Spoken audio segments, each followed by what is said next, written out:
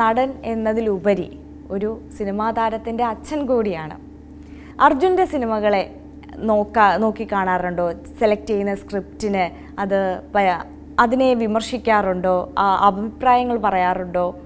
അഭിപ്രായങ്ങൾ പറയാറുണ്ട്. കാരണം അവൻ, എനിക്ക് തോന്നുന്നത്, ആദ്യം 1-2 പടങ്ങൾ അവൻ ചെറിയ ചെറിയ സംഭവങ്ങൾ സിനിമകളെടുത്ത് കഴിഞ്ഞ് പിന്നെ ബ്രേക്ക് ചെയ്ത് പിന്നെ പറവ തുടങ്ങിയാണ് അവൻ ഒന്ന് ഫിങ്ങായത്. അവിടെ തുടങ്ങി എനിക്ക് തോന്നുന്നു ഇപ്പോൾ ഉള്ള ചെയ്യുന്ന വേഷം വരെ വളരെ സെലക്ട് ആയിട്ട് തന്നെ ചെയ്യുന്നുണ്ട്, നന്നായിട്ട് പഠിച്ച് ചെയ്യുന്നുണ്ട്. എനിക്ക് വളരെ ഇഷ്ടപ്പെട്ടിട്ടുണ്ട് അത്.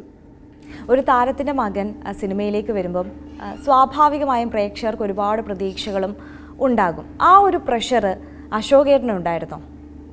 അങ്ങനെ പ്രഷറൊന്നും എനിക്കുണ്ടായിരുന്നില്ല. അവന് ഇഷ്ടപ്പെട്ടൊരു മേഖല അവൻ തിരഞ്ഞെടുത്തു.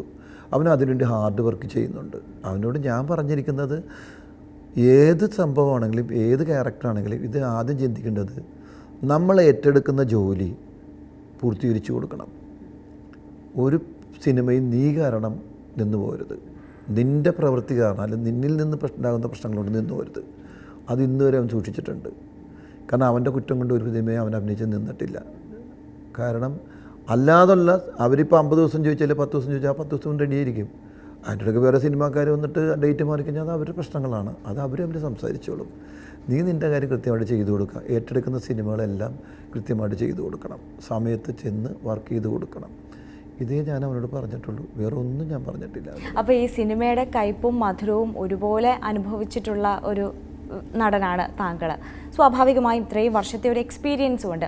ഈ സിനിമയുടെ ഓഫ് സ്ക്രീനിലുള്ള പല കാര്യങ്ങളും താങ്കൾക്ക് വ്യക്തിപരമായ അനുഭവങ്ങളും ഉള്ളതാകാം. അപ്പം മകൻ സിനിമയിലേക്ക് വരുമ്പോൾ എന്ത് ഉപദേശമാണ്? അതാണ് ഞാൻ പറഞ്ഞത്, ഏറ്റവും ഉപദേശം ഞാൻ കൊടുത്തിട്ടുള്ളൂ. നീ ഏറ്റെടുക്കുന്ന ജോലി നീ കൃത്യമായിട്ട് ചെയ്തു കൊടുക്കണം. അത് നിന്നിൽ നിന്ന് തെറ്റുകൊണ്ട് ഒരിക്കലും മുടങ്ങരുത്, തെറ്റ് പറ്റരുത്, പാടില്ല. കാരണം ഇതിൻ്റെ പിന്നിൽ സിനിമ ഉണ്ടാകാൻ കാരണക്കാരൻ ഒരേ ഒരാളാണ്. ആരാണ്? പ്രൊഡ്യൂസർ വേണം. പ്രൊഡ്യൂസർ. ഒരു പ്രൊഡ്യൂസർ എൻ്റെ പിന്നിലുണ്ട്, അതില്ലെങ്കിൽ സിനിമയില്ല. അപ്പോൾ ആ പ്രൊഡ്യൂസർ ഒരിക്കലും വേദനിക്കരുത്. അപ്പോൾ നമ്മൾ 10 ദിവസം കൊടുത്താൽ 10 ദിവസം ചെയ്യാൻ റെഡിയായിരിക്കണം.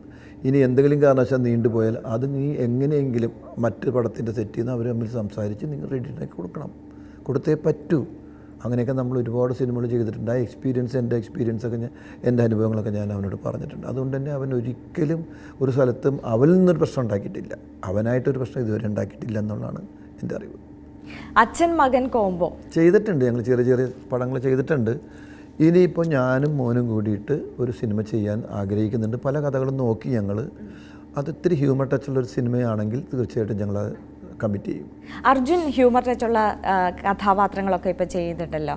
രോമാഞ്ചത്തിൽ ഒടുവിൽ ചെയ്ത കഥാപാത്രമടക്കം ഈ കോമഡി ചെയ്യുമ്പോൾ അത് കണ്ടിട്ട് എന്തെങ്കിലും അഭിപ്രായം പറഞ്ഞിട്ടുണ്ടോ? അങ്ങനെയല്ല, ഇങ്ങനെ വേണം, അല്ലെങ്കിൽ നന്നായിരുന്നു? അങ്ങനെയൊന്നും പറയേണ്ടി വന്നിട്ടില്ല.